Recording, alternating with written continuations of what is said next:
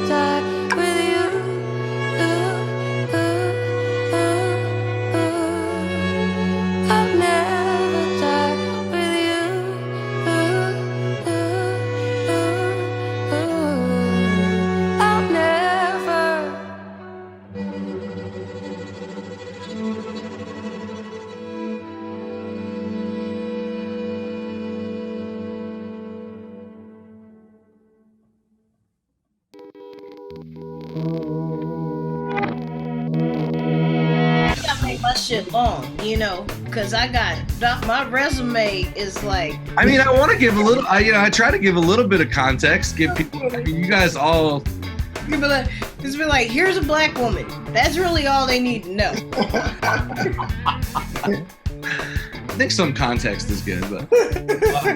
All right, welcome to Keep Your Mind in Tune. We have an amazing panel of musicians this week. I'm just blown away by the amount of talent here.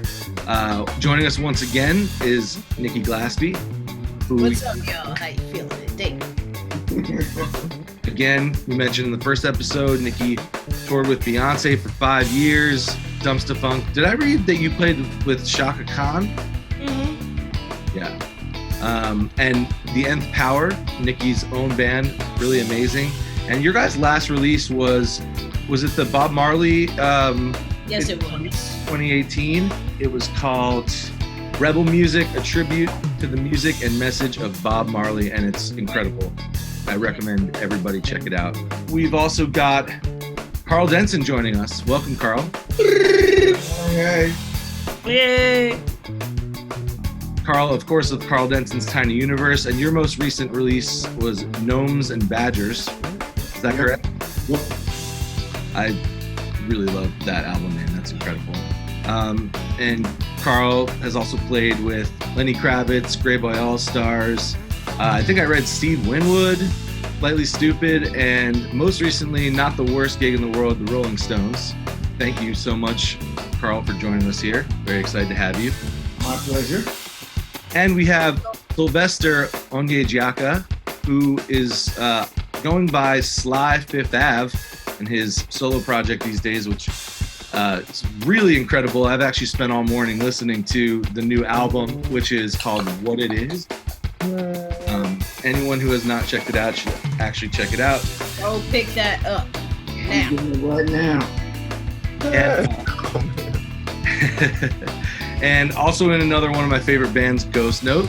Also, Sly, I knew that you played with Prince, but I read today Stevie Wonder, Gladys Knight, Dave Brubeck, Taylor Swift, and Janelle Monáe. Is that?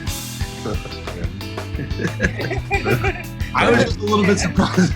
That's the only time in the history of pop music that Barry Sachs was ever a solo. Amazing. We got the whole gamut covered right here. Yeah. We got rock and roll, we got funk.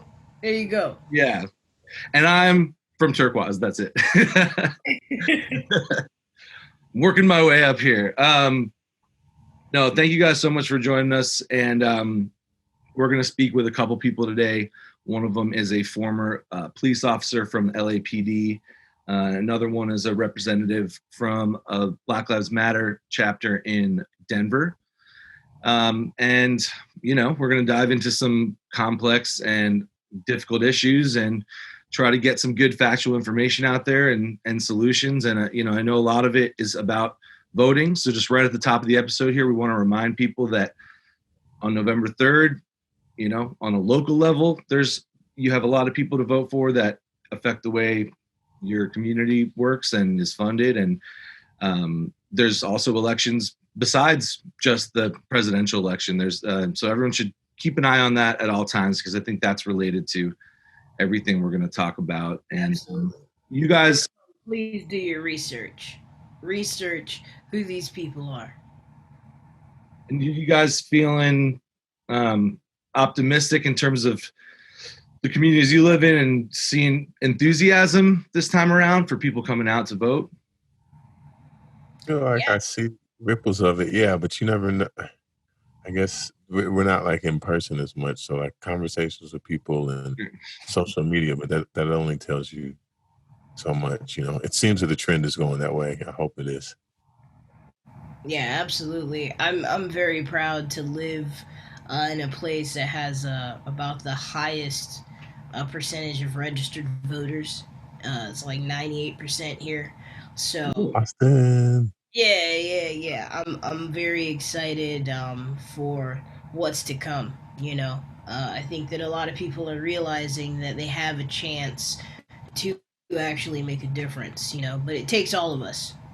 It takes all of us. So we got to make sure to get our families and our friends involved. Even if they think it doesn't mean anything, it definitely does. So. Well, I'm terrified. I am absolutely terrified because people are stupid and crazy right now. And I don't have any freaking trust in their asses at all.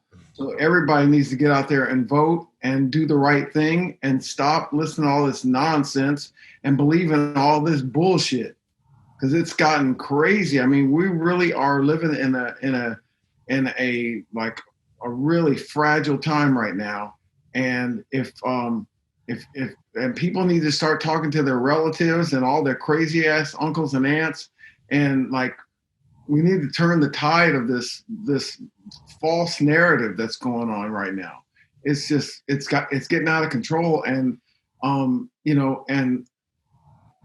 watched the Social Dilemma the other day, and that was even more terrifying because you realize that the whole AI thing is working against us, and we're just we got to get back to believing in like 2 and 2 equals 4, and it can't ever equal 5.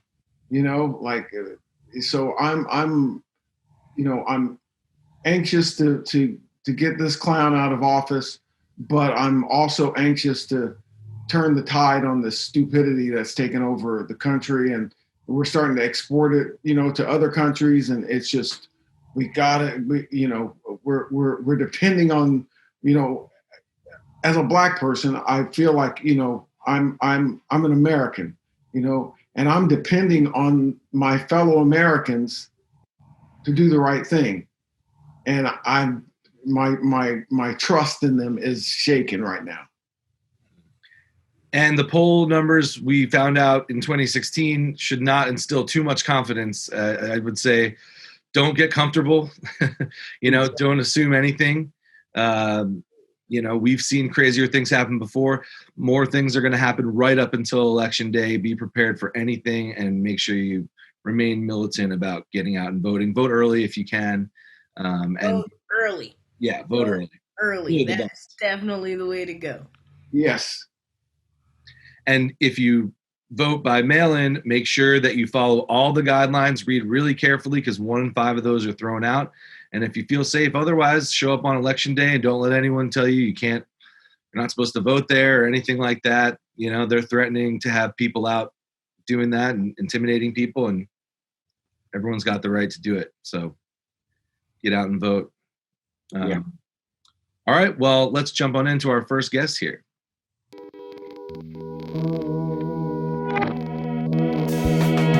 All right, so we are here with Officer Keith Linton, who is the founder of Boys to Gentlemen in the community of Watts, LA originally, but has now expanded to many, many schools. What did we say, about 26 schools, Officer? Yeah, as of last year and the beginning of this year, about 26, 27 schools. And you're a former officer of the LAPD. And I kind of just wanted to start by asking you how that came about. I know you grew up in New York, so I just wanted to ask how you ended up in the LAPD. Well, I guess it's a funny story. I used to work for a school district, and I had a buddy who wanted to be a police officer. And at the time, he wanted me to go to the academy to take the test with him. And I was very strong in saying, I hate law enforcement. I'm not effing with the cops. I'm not going to take any test. And he forced me to go take the test with him. And so we get to the academy, and, all I'm thinking about is, really, to be honest, is Rodney King and racism. And I get to the academy, and I see Black, Mexican, I see detectives, I see Metro, I see SWAT, I see all different facets of LAPD that I didn't know. All I knew was patrol, white officers with a baton. And so slowly I took the test. He took the test. Got into the background. My background took 2 years because I had poor credit. I had a misdemeanor warrant for a traffic ticket. Basically, I was that young man living in an underserved community trying to make it. And at the time, they had Bill Bratton, who used to be the police chief of New York. And his directive was to hire as many people as we could and to diversify LAPD a little bit more. So my background took 2 years. The friend who was taking it, he failed the background. I wound up going farther, so I made it into the academy. And, I think when I started, I applied in 2002. And when I applied, I was like, maybe this would be, we all talk about protesting, but I thought maybe this could be my silent protest. Maybe I can get in to the system and have them see a young Black man that was raised all over, but in the projects, who has tattoos. Maybe I can show these officers that I too can read a street sign, that I know how to work a computer, that I'm literate, that I know how to de-escalate situations, that I can apply the law fairly. And maybe if I get in and I'm an officer, and these other officers that maybe have biases, maybe if they're in the car with me, maybe the next time they pull over a young brother that looks like me, maybe have some swag, maybe got some earrings, some tattoos, maybe they'll think about, hey, we got a Black dude that comes to our roll call. He's been promoted 3 or 4 times, and all young Black males are not on parole. All young Black males are not on probation. All Black males that got tattoos are not bad dudes. Some Black men that maybe sag their pants just a little bit because they got a little swag and style, maybe they're not all thugs, because we work with one that when he comes in the roll call, we have to ask him, are you one of us? Because is he working undercover? So maybe, because we're in the car, I was thinking, well, maybe if they're in the car with me, the next time I'm not at work and they get out of the car, maybe they'll look at that young Black man and think, wait a minute, okay, we working with Officer Linton. Let's give this brother a chance. And if they give a brother a chance, that could be, I'm sorry to say, but that could be life or death situation. Because I learned as an officer that, I get this from my sons because they watch Avengers and Spider-Man and all that. And I think one of the things it says is with power comes great responsibility. That's like from, my sons teach me, it's from Avengers. And it's so true with officers. And I don't think they understand that, and I understood that because of where I grew up. So if I pulled you over and you didn't have a license, I knew I had the power to explain to you why I pulled you over, but to also save your life. Because here in Watts, if I pull you over in Jordan Downs and you have to go get your car out the pound by Nickerson Gardens or Bloods, and you here and you live in Jordan Downs, you might not even be a Grape Street, but because you live in Jordan Downs, they may say, oh, you're affiliated with Grape. So as an officer, what if I take your car and I know that the politics, so now I know you're dealing with your wife or your girlfriend or your baby moms, and a job that in underserved communities, I'm sorry, sometimes the jobs that we have don't pay sick time. So now you're gonna take the bus to work and maybe see another gang member? No. Are you gonna go get your car in another gang neighborhood? No. So what happens to that car? Either you lose it or you wind up getting all these fees. And if I know you live in the housing developments and rent's like $200 or $300, I should know that you're not gonna be able to, if you choose between paying rent, buying groceries, or getting your car, you can't do all three. So in a way, even though it's his fault, I have the power to kind of save his life because I know it's tough times. So if I give him that ticket and impound his car, that's probably gonna turn into maybe a warrant, maybe more money for him. So what I used to do is LAPD, you can have spirit of the law, where I'm explaining to you guys right now what you did wrong, and then leather to where, no, Dave, you're getting this ticket, show up to court this day. And so in Watts, what I did for a couple of years is I applied spirit of the law. Now, of course, if you committed a felony, domestic violence, a big felony, 1 rape, dope caper, something like that, or a stolen car and you're in it, yeah, you'd have to go to jail. But in the situation where I can explain it to you, I would do that. And I wouldn't do it with my hand on my gun. I'll pull you out the car. I wouldn't sit you on the curb. I would treat you with respect and talk to you about, hey, I wouldn't even talk about the ticket. I'll talk to you about, did you watch the Lakers game last night? And then we'll get around to the ticket and I say, hey, nice to meet you. I'm also I'm gonna be in here. And then he would know, like, you know what? He could have took my car. He could have cost me higher insurance rates. My life could have been on the line because I gotta go to this community. But this is an officer. He's cool.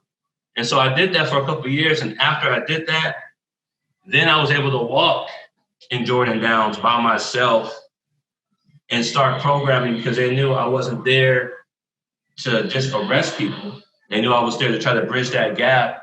And I was able to do that because I understood where they came from. I had cousins that were locked up. I'm black, and I was telling them, I said, before I was an officer, I was a black man. And even when I was an officer, I would remind them, like, I'm in the struggle with you too. I'm in this system. So you can see there's brothers that look like you that's willing to help and that know how to apply the law. And I'm hoping that these other officers, even from LAPD, from Chicago, they see me, maybe it can trigger in their mind, like, maybe that inherent bias I have, maybe it's not all true for all black men, all black women. So I know that's a long story, but I joined LAPD for like my silent protest. And I realized when I got in that how they applied the law, what reasonable suspicion was, what probable cause was, the different units you could work. And when I got in, people thought because I'm 6'2", 250, a big dude, they thought, oh, you're gonna be SWAT? And I was like, no, I wanna work with kids. And when you working in the hardest division in LAPD, Southeast Division, which is the busiest division LAPD has, and you come in saying, hey, no, I don't wanna do SWAT, I wanna work with kids, they kind of like you're a little punk, like what are you talking about? And so I think I wanted to respect the officers because I didn't care what they thought. I just knew that because in New York, how officers treated me and gave me a little chance, I figured if I could do the same thing for these young brothers in their hood, instead of giving out booking numbers, what if they could see me and I could start giving them hope? So what if they could look at an officer and say, he could have given me a booking number, but damn, he came, he saw me with a red cup, he didn't arrest me, he didn't say I was loitering, he understood that in the projects it's hot, he's out here, he's protecting us, and so we want to come out, not to loiter, but because now we get to get out this hot house and we feel protected. And how about he's helping my son in school with his math, with his English, with confidence building, with investing, how to tie a tie. And so, I left LAPD in 2015. And at the time I left, I probably left around 160 grand on the table with benefits included. And I was homeless for about 3 months. But I just knew that I was always preaching about living your dream.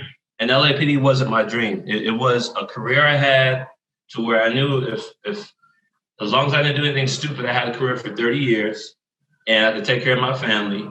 But it wasn't my dream. And I felt like a hypocrite. I felt like I was talking to kids and families about living your dream and I wasn't living my dream.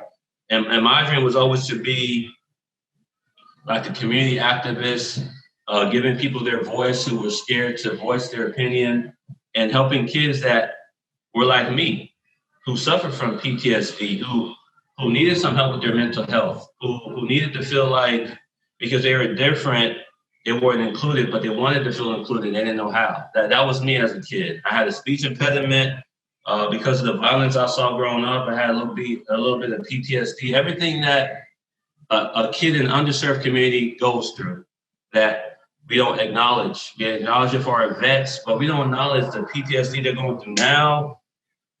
Just recently seeing a black man with a knee plane being put on his neck for 9 minutes. Kids were watching that. And kids are thinking, is it bad? Is it good? I don't know. This dude's on, he got bailed out. So someone over there raised $1 million for him to get bailed out. And a death was televised on TV. He's out. And these black and brown boys are watching that saying, I guess my life doesn't matter because this dude committed murder, Officer Linton, and he's out. So, and this is what we're going through in America. A lot of kids are dealing with PTSD.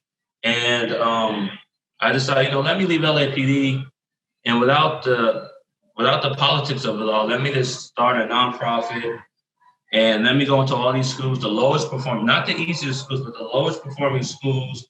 Instead of yelling at these kids and saying, you're suspended, you're doing this, how about we get them in a circle and do like a harm circle and get down to the level so we can understand that the reason he might be cursing you out, the reason he might be falling asleep is because maybe he didn't eat a meal last night. Maybe he slept in the tub last night because they were shooting and he didn't get any sleep. Maybe that's not in his life because of high incarceration rates where 95% of my young men, their dad's not at home. So maybe all these issues, and then maybe for him to even walk to school, sometimes he has to run to school. So now you have a kid who didn't eat, who didn't sleep, who has to run to school. And in the state of California, if you're in third and fourth grade, only 25% of our black and brown boys can pass math or reading. So you have those 5 things. And then you get into a class and you expect these kids to just be okay. And if you don't know all that as a teacher, then as soon as, let's say I have a student named Dave, as soon as David is saying, you send him out of class, you send him home. Where are you sending him home to? You're sending him home to the hood, to the streets to recruit him. And I knew that. And so I said, no, let's keep him in school. Let me come into your classroom. Let me work with these kids. And that's how B2G was formed. Yeah. Man, that's really awesome and like super inspiring. We've talked a bunch before, and I'm definitely looking forward to getting involved. I have a couple of questions, but I think I'm going to start with this one because it's a question that most African Americans have. And we always ask it to lawyers, but I feel like it's definitely a great question to ask a person that used to be a police officer. When we are in compromised situations, let's say I get pulled over, whatever, and it's actually happened to me quite a few times. But, like pulled out of the car, profiled, do you have any weapons? Like anyone who knows me knows that, like, I would never like have any weapons or be any type of threatening human being, but I have been treated that way just because of the way that I look. So, what is your advice as far as like how to handle that situation? Like lawyers always tell us, you have to know your rights and like say this and that, but from someone that is on the other side, how do you think it is best for us to like de-escalate that type of situation? That it's tough. We've had our talks where we've talked in our Wednesday Zoom meeting sometime, and it really pains me, even as a former officer, to see that. What I say is, because I was pulled over the other day, and because I don't look like an officer anymore, because I have my beard and sometimes I wear my earrings, and when I don't have a long sleeve, you see all these tattoos. So even myself, a former officer, since I've been retired, I probably got pulled over about 50 times. And that 1-5 or 5-0? 5-0. 50 in 5 years. Yes. Wow. And I'm a former officer, so I have a dark tinted vehicle, and even me knowing my rights, I get a little nervous because I'm like, and I'm sorry to say, but in my mind, I'm like, I hope I'm able to get out the words that I'm a former officer, and the reason I went over attendance because I have gear in here still, and I don't want people looking in my car before they prone me out.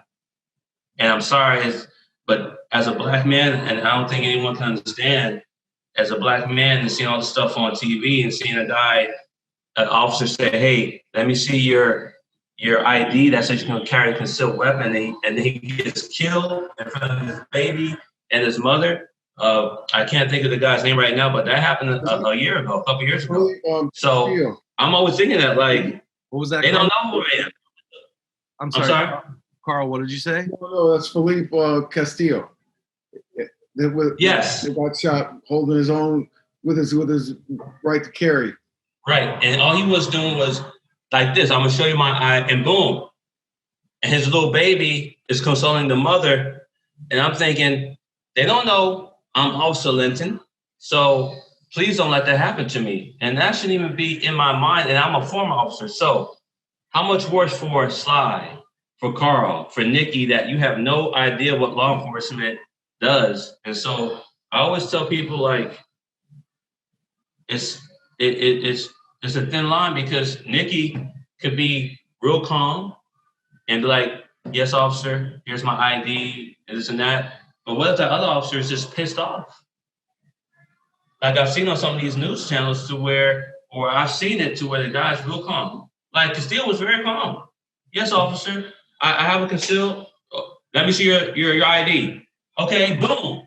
What did he do wrong? He wasn't belligerent, and the officer was like this, and so he had the baby, and the wife was next to him. So it's like, I could tell you. Let me sneak in here. So a lot of this, just have you seen up close that kind of irrational fear from a white officer towards people of color? That's a good question. When I worked at Southeast Division and I did traffic stops and I had a white officer, no, I did not. But what I did see is when we got to the car and I would ask the person, and my gun wouldn't be out, and I would ask a person for the license registration, I could see that they were nervous, because as an officer, I would look right here and I would see this going all over the place. And then to me, like, you're guilty. It meant to me, like, let me calm you down, because I get it. I understand. You don't know what's going on. And so I see some officers might look at that and see this popping out and say, oh, he's guilty, something going on. And they heightened it and they escalated to, like, get out the car. And I would say, brother, this is cool. Yo, do you have your license and registration? Don't worry about it. You cool. Let me just, you ran that light. Why'd you run the light? Let me just talk to you. Because I would think, I got a partner. I got a walkie-talkie to where I can call it airship. I don't need to escalate the situation. I'm under control. I got all the training in the world. The training probably is some element of it, right? I mean, officers who are that reactionary might be either just ill fit their personality to be a uniformed officer from the beginning, and furthermore may not have been properly trained or just not taken in the training. It sounds like you were very fortunate to be, in a tight knit group of officers who you helped to educate. But we see so many examples of what Karl was asking about. Yeah, and you know what? And not to cut you off there, but you know what? Like LAPD, the division, because we got 21 divisions, so I can't speak for every division within LAPD. But Southeast Division, where I worked, the training I received was, I'm probably biased to it, but I felt like it was the best in the world. My tactics, but all the training, the best training I had was who I was and where I grew up, and my mother and my father, and the common sense. I think people forget. Sometimes common sense is better than a bachelor's or doctorates. Common sense, and then just inherently how I was raised to treat people with respect. And I think that, like in Kentucky and all these other cities, I can't speak on their training, because I see shootings that, as a former officer, I just don't understand. But I think, we talked about, I think Trump was saying that it's racist to have cultural diversity training. And I think, for me, I don't need cultural diversity training, but I think in law enforcement, there needs to be some cultural training so that they understand not just my culture, but maybe the Hispanic culture, the Indian culture, the Asian culture. It only makes sense. You can't just understand your culture and apply the law based on your culture, because then, I'm always going to be guilty. I'm always going to be up to the wrong thing. it only makes sense that not just have cultural diversity for Black and brown, but all ethnicities that you're going to serve. It only makes you a better officer. And I think when they talk about defunding, that doesn't make sense to me, but you can reallocate a lot of money to do these kind of trainings. You can reallocate a lot of money to do maybe the first ever citizen police officer academy together so we can start understanding each other. You can do a lot of stuff with allocating money that might be better than defunding some police. Now, some of the police departments that they're just off the chain, then maybe they need to be breaking up. But I'm not cool with the idea of dismantling police departments because, listen, I have family that still live in the housing developments, and they do not want to see police defunded. They want to see more police on these streets because it's off the chain right now. But they want to see good officers.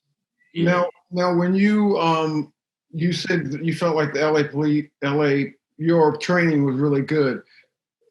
In terms of numbers, does LA do they have less of these senseless shootings than other places? You know what? I think in the last couple of years, and now I don't know the inside because I've been out of law enforcement for 5 years. But when I was an officer, we had a couple of police shootings. But we didn't have, because is in the area that I worked at in LA, the police shootings are going to happen because you're dealing with a lot. You're dealing with a lot of citizens. But yeah, I don't know the numbers, but yeah, I'm pretty sure that they had a lot of police shootings. And what law enforcement does around the world is sometimes before it can make the media, let's settle. Let's pay them all this money so that we don't have to go to court. And if we don't go to court, then there's no cameras. They're not talking about what happened. If you just say, hey, Karl, we kind of messed up. This officer's gonna get some training. Here's a couple million. And Karl says, okay, then the case closed, right? And I think even it's sad because even with Breonna Taylor, I get it. They got 12 mil, but that's not justice, and I know that, especially during the pandemic, we're not millionaires. So someone throws millions of dollars, we might take it, but in the future, we're gonna have to start saying, and excuse my language, fuck your money. Let's go to court. He needs to, you give me $12 million and then he's getting bailed out the next day, and I can't kiss my daughter in the cheek, and she didn't do anything wrong. No, we're not gonna be cool with giving your money now and not having and just being quiet. So get your money.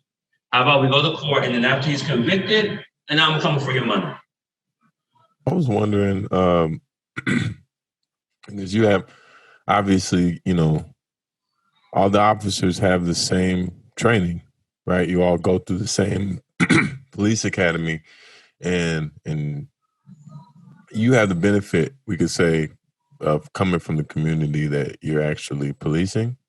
So, and then being able to draw these connections between like as you were saying, like, oh, okay, well, you know what, he's speeding because he's going through like a neighborhood he's not supposed to be in, and he's trying not to get in trouble, and just being able to put those things together and like understand what's going on. And like you obviously like were able to influence like people directly around you. But like, I don't know, I guess in my mind, like if I see like everything that's going on, riots in the streets, I'm a police officer, I'm just like, all right, well, if I was like towing that line a little bit, I'd be like, well, maybe like I should stop, or maybe I should straighten up my act or consider it. But it seems like these things continue to persist. And I'm just wondering, I'm like, because not everybody's going to have like your point of view of having grown up in that. But like, how does it actually like, how does it change like from within the department? And then also like what needs to happen like outside of the department to actually get people to start asking themselves these kind of questions and like, I guess, what is it called? Critical policing, like actually like thinking about what's happening instead of just blindly following orders or going through the motions of pulling people over and reaching quotas and tickets like that. Like how do you think we could possibly come to something like that? That's a good question, Sly. And I think it's going to take years. I think it starts from, we're talking about voting on November 3rd. and that's great. But it's more about, what about your mid-elections? What about the elections that no one talks about on TV? What about knowing what your governor's doing, so then you can go down the line and know, okay, who's under your governor? Okay, who's in your council? Okay. Judges. Okay, who hires the chief? Okay, what is that chief about? Is that chief about community policing? Is he about law enforcement and everyone's guilty? Oh, you don't need him. So as a people, instead of just coming out for November 3rd, go to your council members, go to see who your local chief is and say, okay, we want this chief out or we want this chief in. And then after that chief, it goes down to your deputy chiefs. Then it goes down to your captains, and then it goes down to your sergeants, your lieutenants, and then it goes down to your officers. And I think it's a long process, but I think it has to start from the top, from the police chief to the deputy chief to your lieutenant one, to your captains, to your sergeants. And these officers like myself in the street level have to see the examples from the top brass that things are changing. Because officers can change. Like, I was an officer that tried to do my best, but the best examples will come from the top. And so I think it's going to take years, brother. I think it takes years, but I think the most important thing is that we're talking about voting, which is great, but it's more than just about November the 3rd. I don't think people understand that Trump has put almost 200 judges in places. Who stands in front of those judges? And what are those judges about? Are they about law enforcement? So when they see Sly and you're standing there with just a little ounce or whatever, now you're getting 5, 10, 15 years? Or are they judges that's going to look at you and try to help you? Like, but we can vote on stuff like that. And people are thinking just November 3rd, but I think the way to change policing is reallocating. And now, instead of just, you can protest, but you also go up to your city council meetings and find out what this chief's about. Let me see his background. How is he hired? Let me go to Southeast Division. Let me see what that captain's about. Let me see what that sergeant about. We have the right to do that so that you know who your elected officials are in your county, your state, and how they see police work. I think people just think, oh, to change person, let's defund them and let's elect Biden. No, It starts at the grassroots. And I think people forget, like, we got midterms, you got different elections that happen before November 3rd that no one takes part in. And then you have and I'm not saying LAPD, but then you might have a police chief that gets into power, and that thinks just law enforcement, just law and order, and people are complaining about it. And it's like, it's not fair. Do you know about him? Do you know you can go and you can Google him? How did he get elected? Get him out of office. You could do that too. So it's sometimes I think it's like a disease, and I don't know where the cure is, but they haven't even tried to develop a vaccine for it yet. LAPD, it's worth noting that had a lot of attention drawn to it in the early 90s for violence, and so they were actually under scrutiny in a unique way that the rest of many other cities weren't. And so I was just checking on. We were asking a second ago about police shootings. There it was like 115 in 1990, and there were 26 last year. Right. So it's coming down there, but that's because of the scrutiny. And I think that scrutiny doesn't exist. It didn't exist in Minneapolis or in Ferguson or all these places where these things are happening. And so some of it is public scrutiny, because when people realize that they're being watched carefully, they change their behavior. But I think some of defund the police, and part of the reason I don't love the slogan is because I don't think it does justice. They're talking about reallocating. Terrible slogan. Yeah. They're talking about reallocating the funds to people who specialize. Okay, a traffic, police officer who deals with that, mental health, actual violent crimes, homelessness, domestic violence, specializing people. So I think it's a misleading name, and I've heard a lot of people make arguments for it that just is what it is. We're defunding the militaristic side of the police and reallocating the funds, but I kind of wish there was a catchier way to say that. And Agreed. Sly, I'll just ask you how you met and got involved in Officer Linton's program. Shoot, we did the we did we were doing the Wednesday night talks with Sput, and then I had just all the crazy stuff was happening. But I don't know. I reflected on my experience, which is the opposite, growing up in the suburbs of Texas, you know. But and kind of just thinking about like my insecurities and what held me back, like as a child, as a black man, like trying to grow up in this country, whatever. And I don't know, I just really, I got to the root of it, because I'm like sitting here in Mexico. I'm just like, well, dang, what am I gonna do? I'm like, yo, I need to talk to these kids, and like the kids are where it's at. It's like, forget the adults. It's like you can sort out your own emotional scars, like you're grown, but like the kids, like that's the opportunity I feel like to really influence the change. And just even something as simple as like thinking like when I was a child and somebody said to me, like, I was like, I want to be president of the United States. I was 6 years old, and they're like, you can't be president. You're black. Teacher didn't say anything. Teacher didn't step in and say, that's wrong. You can't say that. It was just, that's what it was.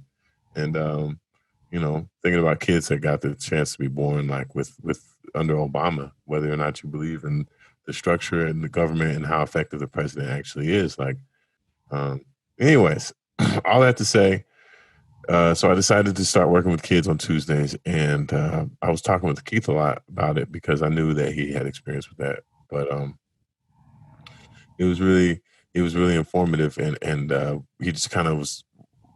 I was like, "Hey, you want to join us?" And he's like, "Yeah, sure." And then we kind of became partners in this whole thing, and you put on a virtual festival, right? Yeah, we did like a virtual music festival just for like the kids in this school district. Yeah, Nikki, you were there. Yep. Karl, we got to get you on the next one, man. That'd be awesome. All right, I'm down.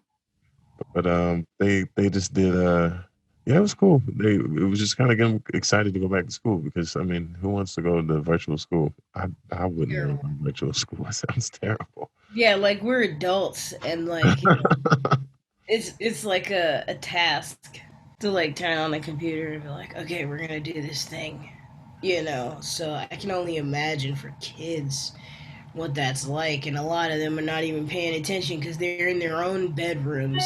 Like I taught a music camp, a virtual music camp, and there was this one kid, he was laying down, you know, and we're like, yo, you gotta get up, because like we know you're in your house and we know you're in your room, you know?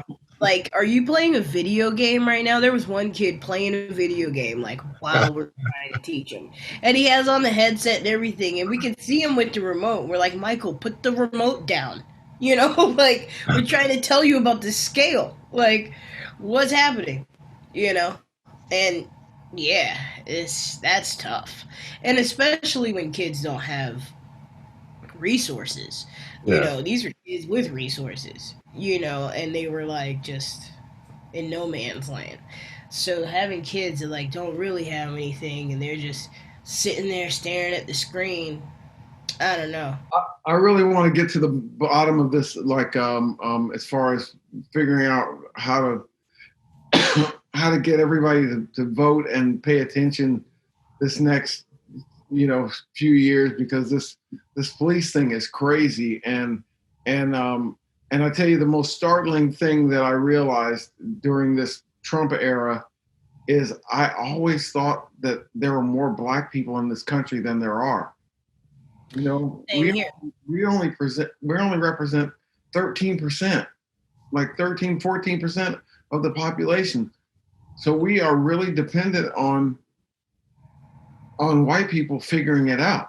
You start looking at the policing and looking at the irrational fear that we evoke. You know, it's kind of like Doc Rivers was saying. You know, like everybody's, you know, the Republicans are giving everybody this scare tactic, like we're the ones to be scared of, but we're the ones that being killed. Yeah.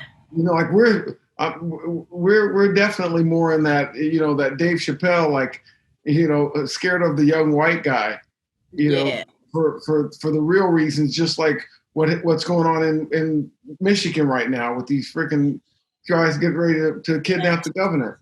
You know, that is crazy. But that said, you know, back to the policing thing, like we just, you know, I want to I agree with you, Keith, on the as far as the voting, and really, like, I'm going to take a look at who my police chief is and who the guys are under him, and and actually start reaching out to City Hall and finding out what's being done on this level, because it really is the important part. I mean, I just want to figure out how to get this irrational fear out of everybody, so we're not, like the fact that you are worried about how fast you can let them know that you're an ex-police officer.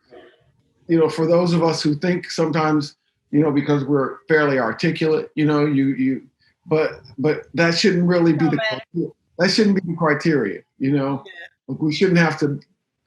You shouldn't have to prove your intelligence to be treated fairly, and that's part of what goes on too. Like, I'm able to usually talk my way out of a police encounter, because I'm not doing any dirt, and I'm quick on my feet with that. But that shouldn't be the criteria for somebody not getting shot. Yeah, absolutely. So I'm definitely going to take your advice on that, and find out who works for me in my city, and start trying to reach out, because my sister's been telling me to do that for years. So I'm gonna take you guys up on it, and get involved in the local politics more. Dude, I would say, Karl, that it's happening. I would say that the more that I speak with people, the more aware that people become of the situation. It's happening. My friends are researching who's in their city council. Mm-hmm. Like we are. we're seeing who's on the ballot, who those people are. I mean, like, I've never watched a city council meeting. I started watching city council meetings, and like taking note of who represents me in my district and how they're voting. Because that is extremely important. It really is. I definitely saw something that I did not like, and I was like, okay, this is exactly what they're talking about. This is exactly what's happening, because those people represent us, the people that live in the district that you live in. Those people represent you, Right. and the way that they're voting is not a representation of the people that live in the district. Like, they're giving more money to the cops so that they can surveil and have drone programs. And I'm like, honestly, it's not necessary. The neighborhood that I live in, we don't have crime. We don't have crime like that. Like, yes, it's a there's poor people that live around here, but there's no crime. Right. There's not a lot. And it's like that is unnecessary. SWAT gear, more of this Militarization. military gear. Like, I watched them. I watched them pass a bill to give the APD about $700,000 for that, and I just couldn't believe it. I was like, okay, this is this is exactly what everyone's talking about. So I'm taking that extremely, I'm taking it very seriously, and I'm researching who's up, because the election's happening right now. Right.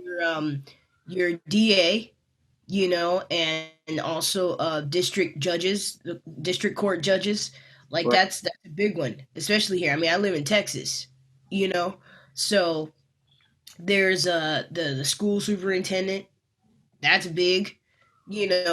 Those are the people that decide, like, what's happening in the schools. And we're always complaining about how our kids are not getting the education that they need, or the materials that they need, or what they deserve, teacher salaries, like all of those things. So, as the professor said in the last episode, the first episode, he said, a democracy only works if we're involved. It doesn't work if we don't use our voices, if we don't give our opinions on what we think should happen. So it is on us. It's on us. And I believe that it obviously there's lots wrong with the system, but if we're talking about 50% of the population voting, it's like you're only going to get half of the needs met. you Right. know so it is on us, and I'm very excited about what's happening because we're talking about this actively every single week. And I think that because we are more and more people are becoming aware, and more people are doing research, and more people are finding out what they can do. So it's all been terrible. There have been absolute horrible, horrific events that have happened. But unfortunately for us as humans, it always takes something extreme, for us to then take action. It's like, oh, we got to get a root canal and then we'll start flossing. You know what I'm saying? And it's like, it's completely preventative, Right. So honestly, I'm like, okay, I got it now. I got it. I'm part of the guilty party. I got it now. And I'm going to keep spreading that and speaking that and being like, all right, this is what we need to do. We have the power. We are the people. We have the power.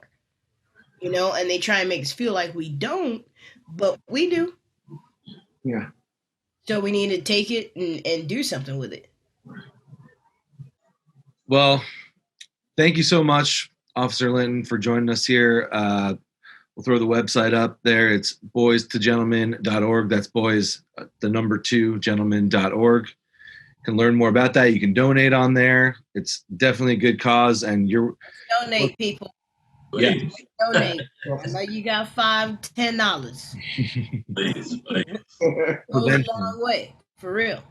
Yeah, man. Thank you, Officer Linton. Thank you so much. We appreciate you. Good to see you. Thanks, Dave. Thanks for having me. Appreciate it. Thank you. All right. Good All one. right. See you later. Thank you. All right.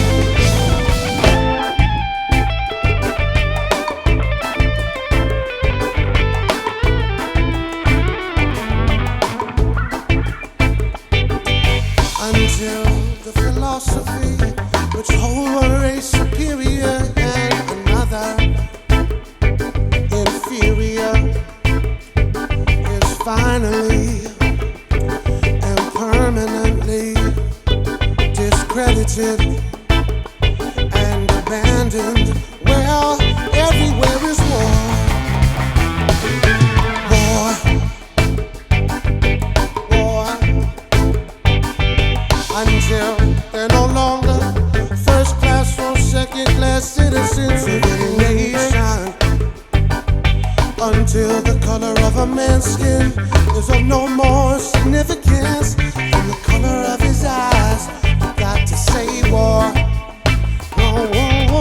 Until that day, dream of lasting peace, world citizenship, and the rule of international morality shall remain but a fleeting illusion to be pursued but never attained. Well, everywhere is war. It's a war. We don't need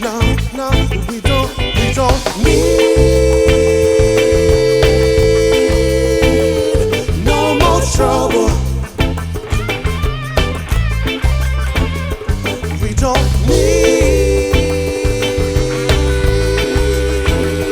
no more trouble, no more war. Yeah, what we need is love to guide and protect us all. If you're up and down from above, help the weak if you are strong. Listen, we don't need no trouble. Stop, no. What we need is love. What we need is that sweet love. We believe in the healing power of love this evening.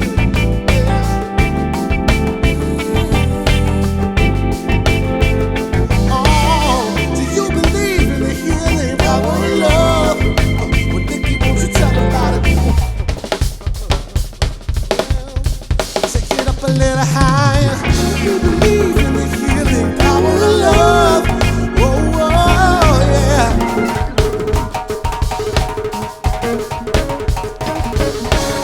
Do you believe in the healing power of love? Whoa, whoa, whoa. Take it up a little higher. We believe in the healing power of love, power of love, power of love, power of love, power of love, power of love. Yeah. Only love.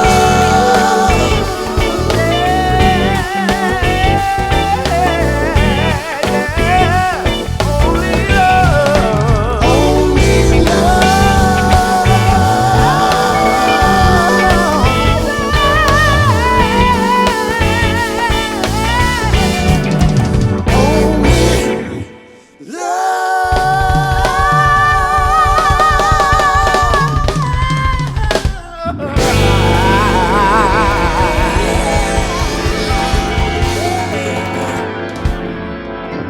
oh Lord.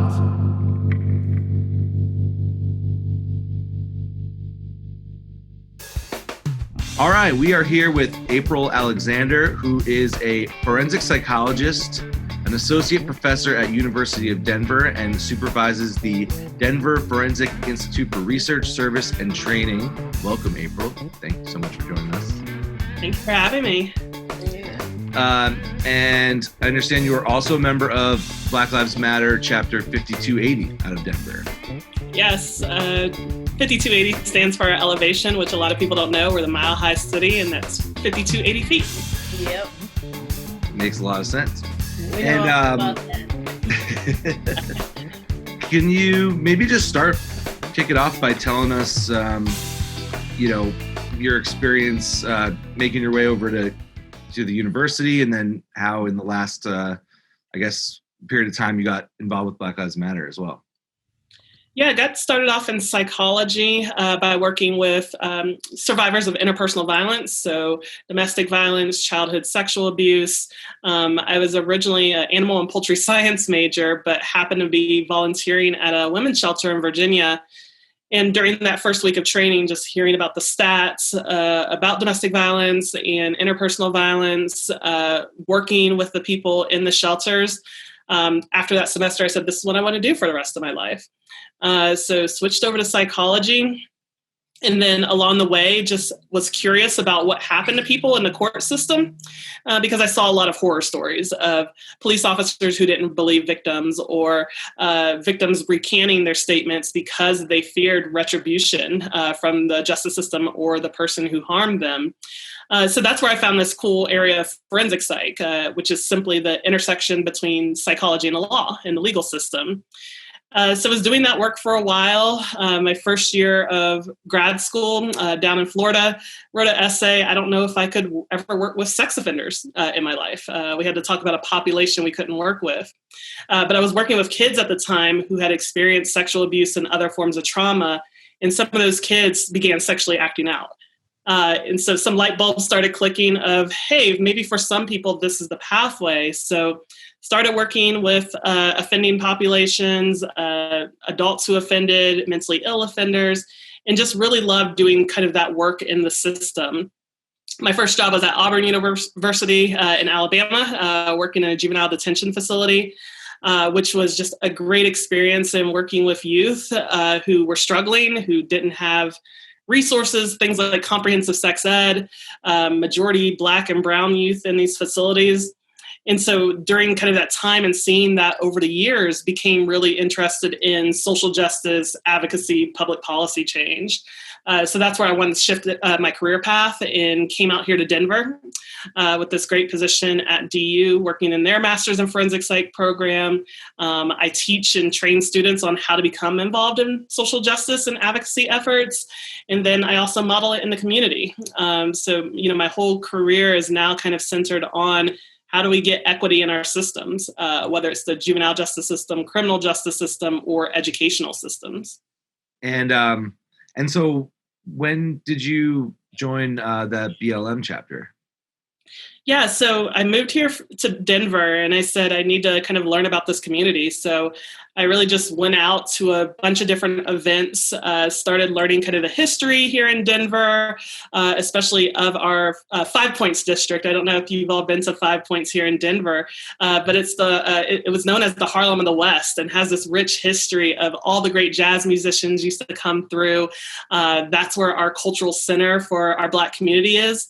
But now it's being faced with gentrification.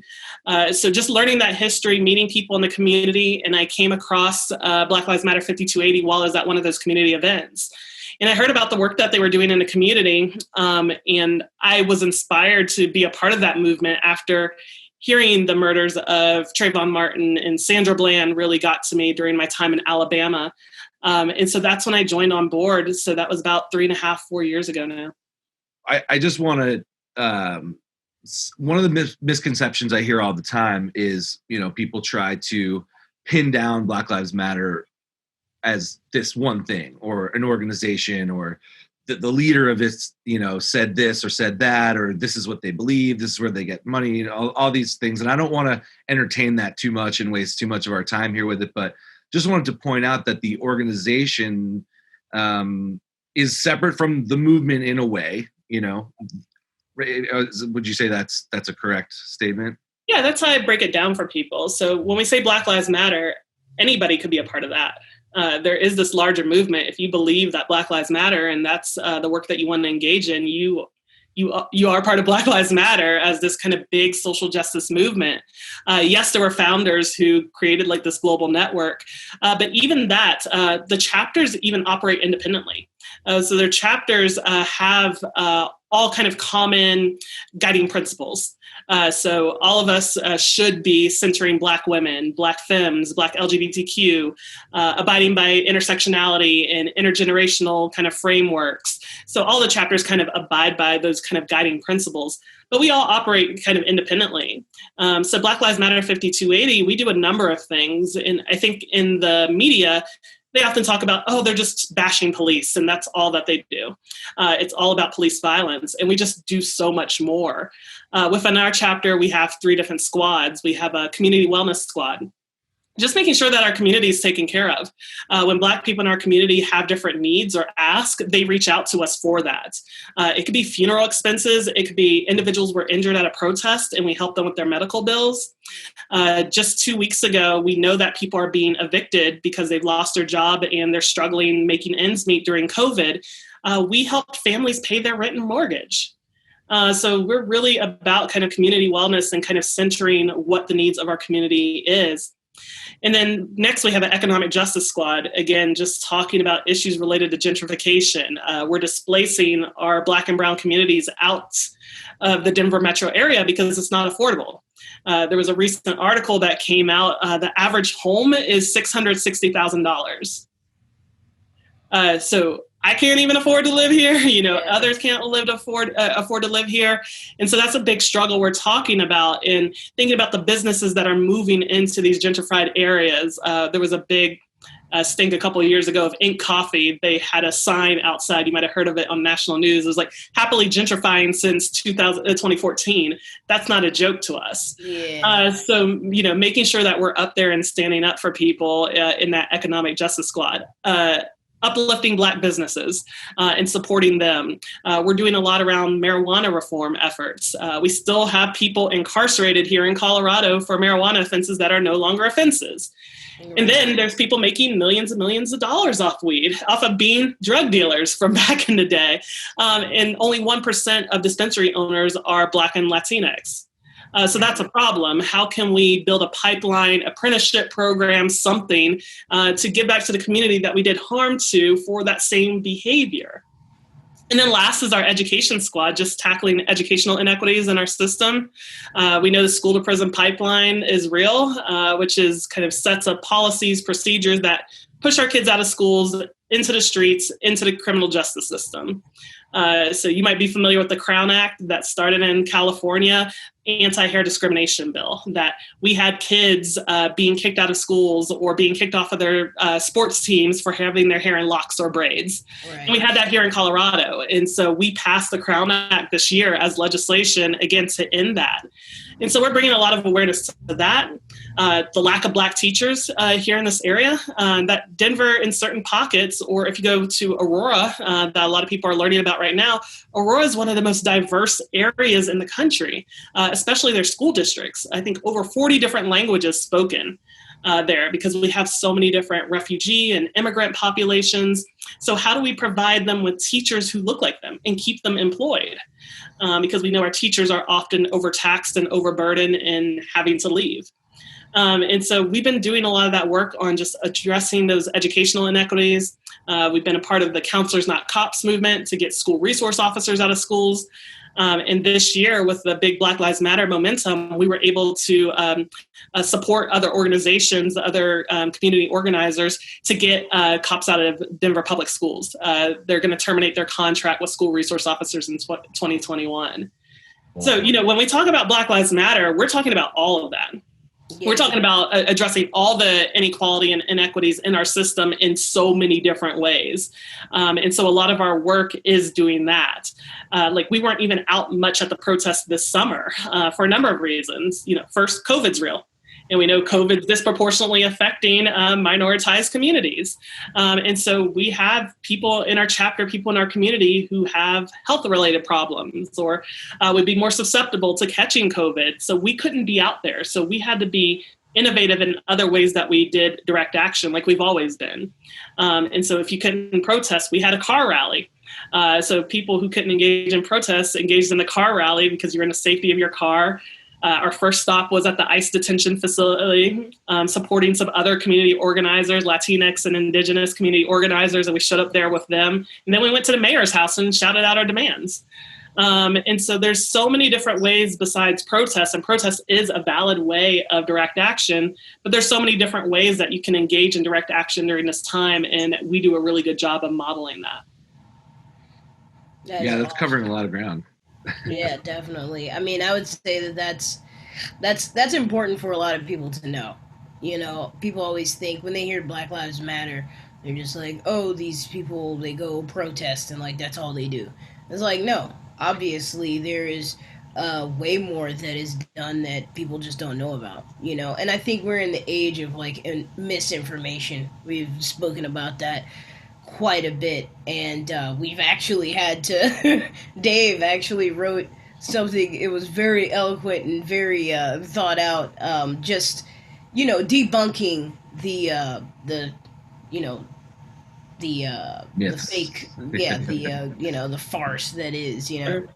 Yeah, and I think for people to hear all of that, it's just, it's undeniable that it's actually about making tangible change, and sort of, I think a lot of people get scared when they hear things about, regulating the way things are. It's like putting a finger on the scale, tipping the scale in one direction, but obviously that's because the scale has been tipped in another direction for pretty much forever. So yeah, exactly. And I think that's why we had so many people invested this summer. Is I think it was a bit of COVID. That COVID disrupted all of our systems and showed how quickly things can fail. And it highlighted so many of the disparities that happen in our system. What happens when you lose your job? You can't go into your job because of pandemic. What happens when you can't get toilet paper and your basic needs? And we're fighting over that. And then people were stuck at home and they were forced to watch the George Floyd video. So they got to see another type of injustice. So I think what happened during the summer and the protest is people are like, oh my God, everything is bad. Everything can't operate. My students can't, or my kids can't get online and do schooling because we don't have broadband internet or good Wi-Fi. And now we have this police brutality in my face. And people said they had enough. And so I think this is the time that people are wanting to try something new because they realize this year everything's broken.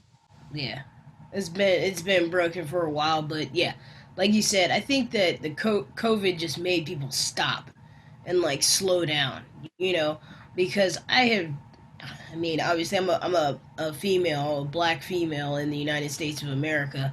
I've been seeing, experiencing, knowing these problems my entire life, since I was a child, so I think that for a lot of people, which I was one of those people, I was like, well, why now? Like, why all of a sudden after this black man dies, do people care? Like, another black man died a month ago, another one died 2 months ago, another one died 3 years ago, another one died 30 years ago, 300 years ago. It's like it's the same thing over and over again.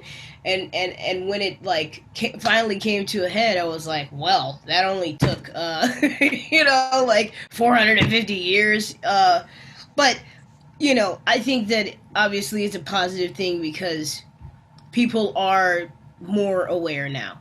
Yeah, but I was definitely one of those people that was like, man, please. I said to people in the community, I said, you're late, but I'm still welcoming you. Yeah, absolutely. Because we have to do this together.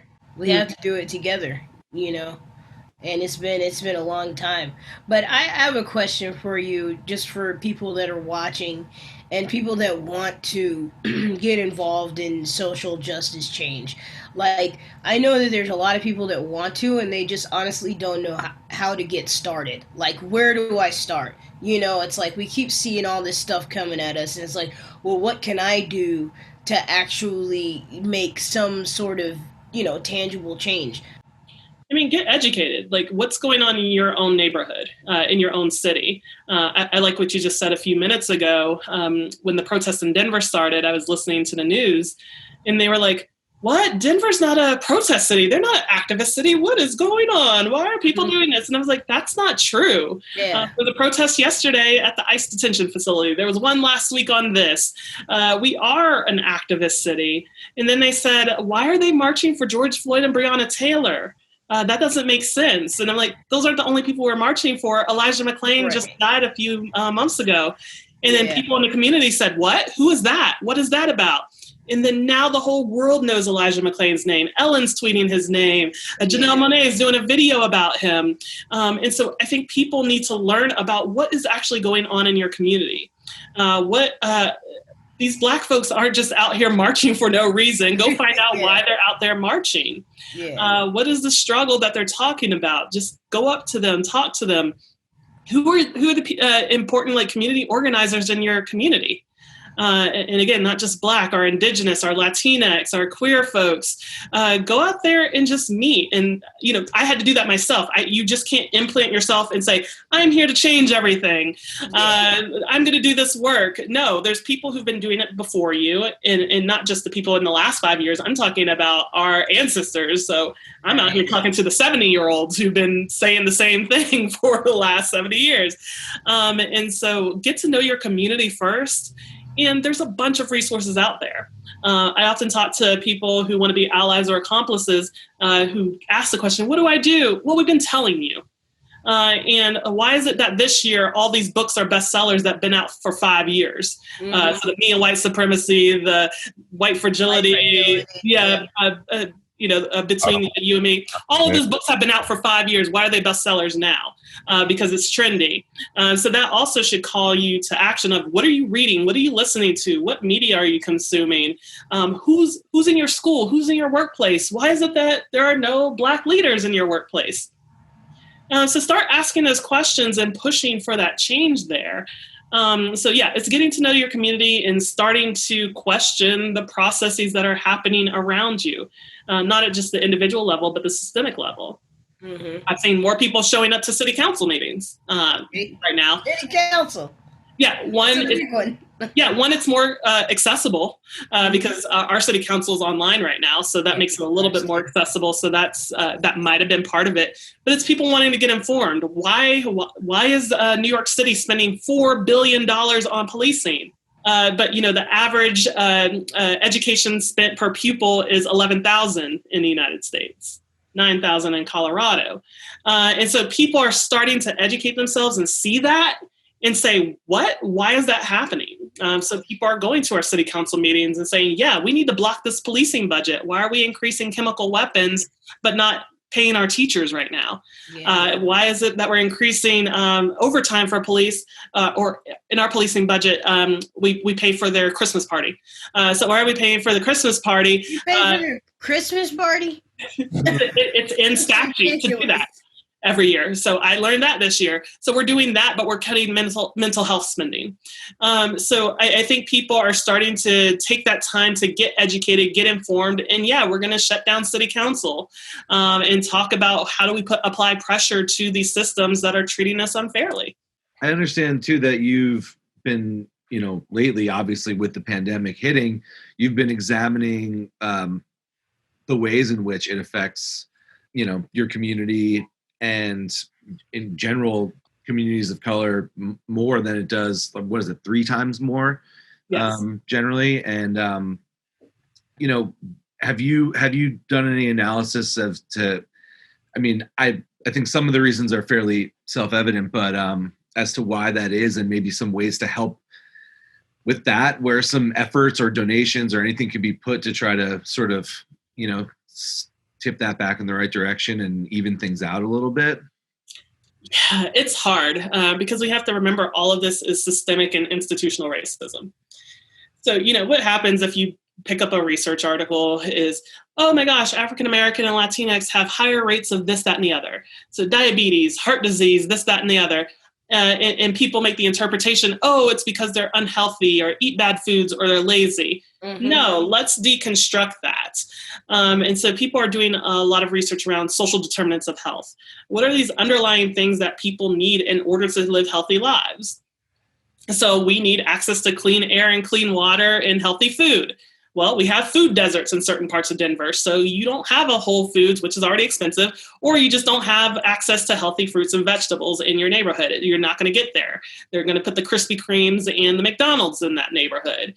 Again, Flint, Michigan is still without clean water. What does lead do to our bodies and our system? That's generations of harm that's being done every year that Flint, Michigan goes up without clean water. What does our school systems look like? Again, I told you they're pushing out kids from schools. And then we're talking about medical access, during COVID and pre-COVID. We have a high Black maternal mortality rate, high Black infant mortality rate right now in the United States because we know doctors have biases. We had cases this year where a person of color was expressing symptoms of COVID and they were turned away from hospitals. Or initially they were charging people $600 for a COVID test. That's why we see these disparities. And so, we had different cities, including Denver and Colorado said, yes, we need to label racism a public health crisis. One, public health officials have been saying that for decades, like Nikki said, or centuries, however you want to frame it. So now you're just doing it. But I want more than just lip service or this to be a performative action. I want you to actually decipher why this is occurring in every aspect of our system. And, I'll admit to being someone who always thought I was, had my head decently wrapped around some of these issues and understood the history of things. And really it was the George Floyd thing that woke me up to a new level of just how, truly messed up everything is. And to take that time and look deep back into the history and really start learning and listening, 16, 19 podcasts. I'm like, this has been out for a year. Like, David the Next 13. Yeah, of course. And then going down that whole list of recommended things, which, I know it was kind of, everybody was sort of going that path, but it was a good way to just really start from the beginning and learn. And and that was made 4 years ago or something. And all the books you mentioned 5 years ago. And I guess this could be, forgive if this is a silly question, but even like Sly, someone like yourself, do you feel like this has just been painfully obvious? And I'm asking this because I truly have never asked this before. Was all of this as painfully obvious to you? Or has there been more brought to light even for you since all of this has come about in, the last several months? I'm just curious. I would say, I think it's been painfully obvious in terms of my relation to what I can expect from myself to happen and how I operate in the world in regards to police or experiences in school growing up or just whatever, just being a Black man in the United States. That feels obvious to me. I feel like there's a lot of aspects that I'm learning about. First of all, Instagram and writing songs is not good enough to actually make a change. So I think that Nikki, that question that you asked was actually the same thing that I was thinking. It's just that was one of the number one questions that I asked myself, I guess. It's what can I really do?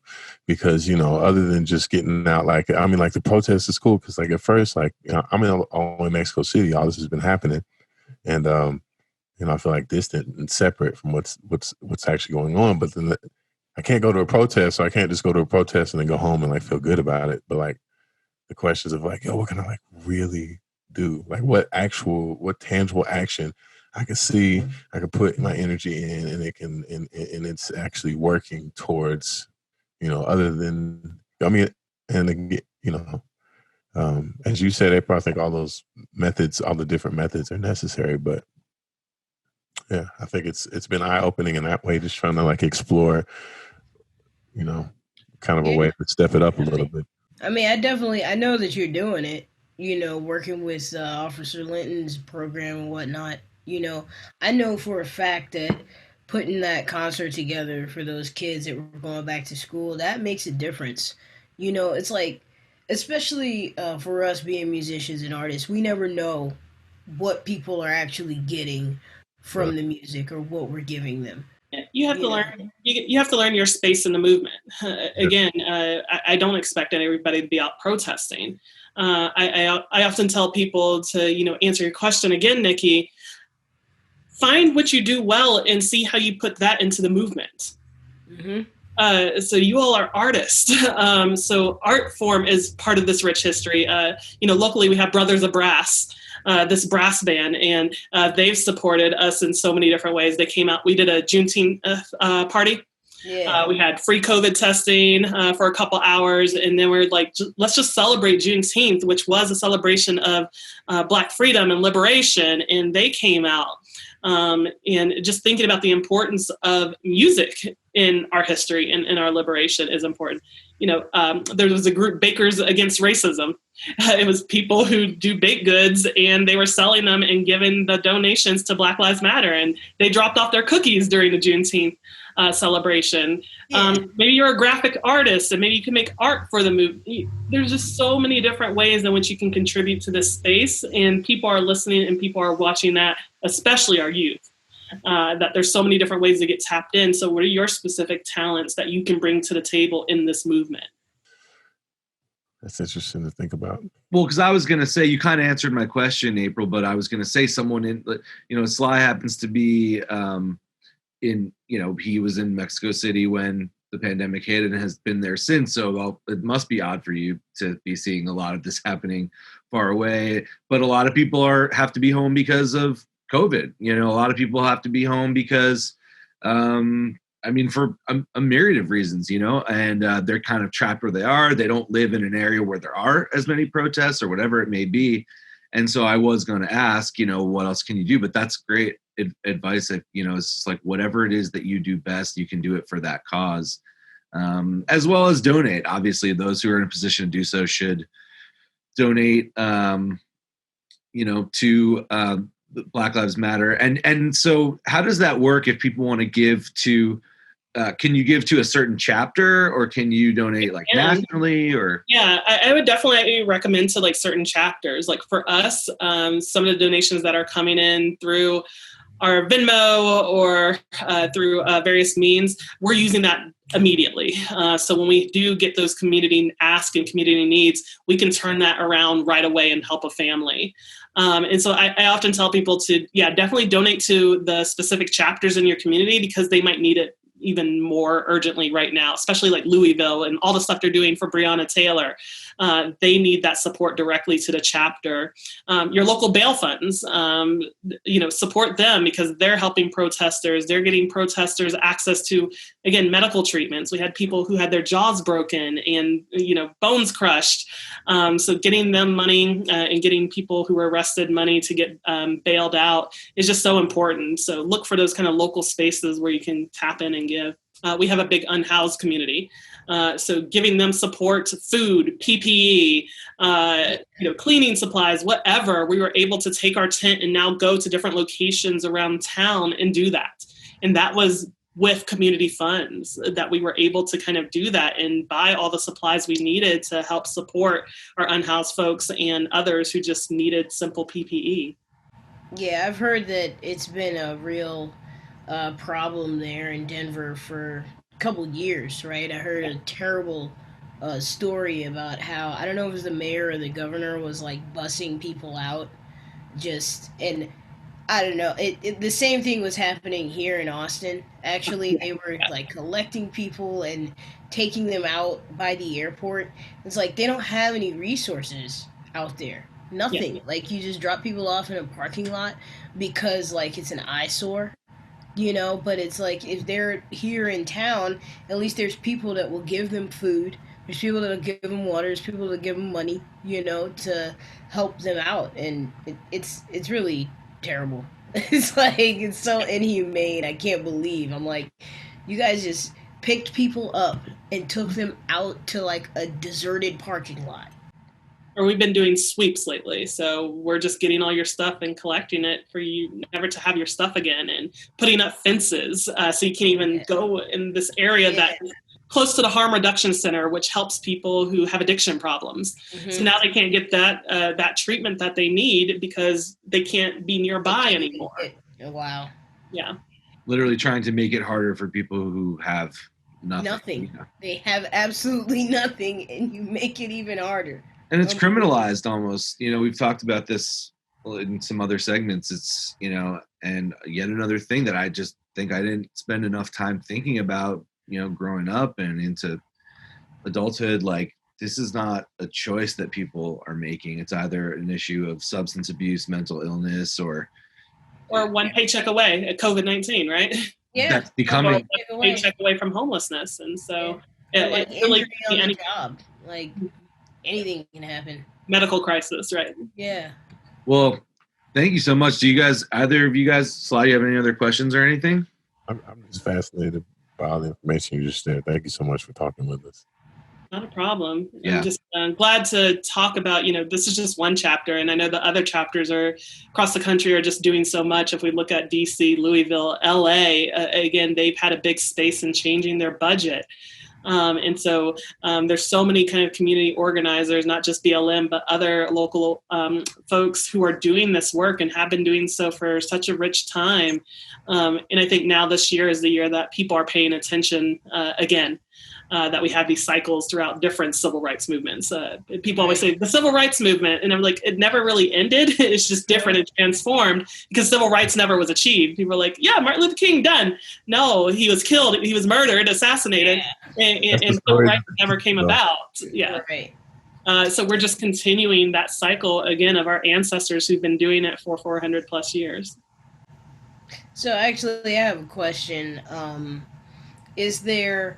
I know there's a Black Lives Matter website, but is there like a database that has all of the chapters in it listed? Yeah. Because I know there's been confusion because there was the guy out in California that had the Black Lives Matter Foundation, and that was not part of Black Lives Matter. And it's like, again, there's all this misinformation. So could you tell us where we could find... Yeah, if you go to the main Black Lives Matter page, it will tell you the different locations. Again, those are the ones that abide by like the guiding principles that have been centered for the movement.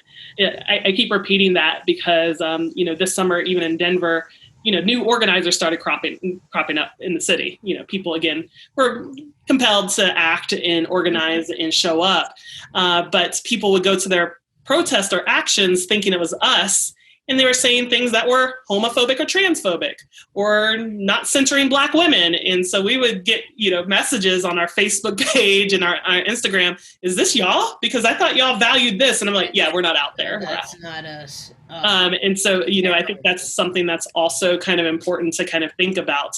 When I say Black Lives Matter, I mean all Black lives. I mean my folks in the ICE detention. I mean my LGBTQ community. I mean all Black lives. And so, again, that's a value of ours. So, yeah, if you go to the main Black Lives Matter page, you will see like the main handful of chapters that, again, surround themselves in those guiding principles. What do you do with the misinformation out there? Or that's not even really a priority. Like, is it? I mean, because I feel like not many people know about everything that you just told us. Is that a goal? A daily goal? You're like, all right, this is how we're gonna, or you just focused on the mission? We're focused on the mission. And again, it's been weird. Somebody asked me about 2 months ago, they're like, how do you feel that now everything you've been talking about for years, both in your professional career and in your work in activism, is now everybody wants to listen, or now it's trendy? So it is a little different we would have a Facebook post on our Black Lives Matter 5280 page, and we'd only have like 10 likes. Now it's thousands. And so it's just weird and strange to kind of see that momentum. But again, I welcome people because they're wanting to get educated, and we just do our thing. We've had a freedom school for the last 3 years. Freedom school is having that rich history in the civil rights movement of educating our children when the schools weren't equal. So every year we have a week-long freedom school to teach our kids historically accurate Black history, to teach them about activism as a youth. We have Black business owners come in and teach them things. So somebody comes into this Tai Chi with them to teach them, mindfulness and social emotional learning. We have a Black nutrition company, Fit and New, owned by 2 sisters. They come in and they make green smoothies with our kids and dance with our kids. So when we're focused on that, hopefully it shines through and people start learning about it. Because that's urgent. You don't have time to waste. Because people, even if it takes a really long time, they come around, they learn, they look back at history and understand, enslaved people were freed, and then what does that mean? Where do they go? And then there's no medical support, there's no education, there's nothing. And then it's only, 100 years later that, amidst that civil rights movement leading up to it, redlining and making things basically impossible, very strategically, very systematically, to keep certain communities from being able to thrive. And we think of, I just wanted to, because you mentioned it before, the civil rights movement is celebrated. And I was taught in school, everybody, like that was it. It was, and like everybody was killed. Malcolm X was killed, Martin Luther King. I mean, even RFK, who was trying, whether for political reasons or not, to advocate, and many other people. And it's crazy that we were able to grow up thinking that was like it was a small victory. There were small victories, I should say, but I'm glad that, the masses are realizing that how much work there is to do. And I hope that everyone gets out and votes in every way, locally up to the top, to help us make those changes, because the public opinion is moving on this in the right direction. And I hope that keeps going. Yeah, again, continue to know your community. Like Sly said, have you spoken to somebody who's gone to the protest? Do I always joke, do I seem like a terrorist? I'm just a college professor with a cute dog. Like, if it was a cat, if you were petting a cat in your lap, that would be much more intimidating. Yeah, right. Find out about the people in your community doing this work, because you'll start seeing those myths disproven. There was one time I was at a protest downtown, and again, an article just came out last week from Time Magazine. 93% of protests have been peaceful. So a reporter interviewed me as I'm just marching. And then when I go home, my interview's at the back half. They talk about the property destruction that happened after the protest was over. The organizers of the protest said, all right, let's go home. And we all went home. And then an hour later, some people started busting windows. And that's what made the news. Right. And this guy drove through protesters, almost hitting hundreds of protesters. So that didn't even make the segment that night. I had friends who were almost driven through by a person who drove through protesters. But what made the news? Those broken windows. Wow. And so, talk to people in your community to see what's really going on. Because, again, these myths are just perpetuated sometimes in the media, and it's just so unfortunate. Thank you. Thank you again so much for your time. Not a problem. Thank you, guys. It was good speaking with you. Hope to see you soon. Yep. Take care.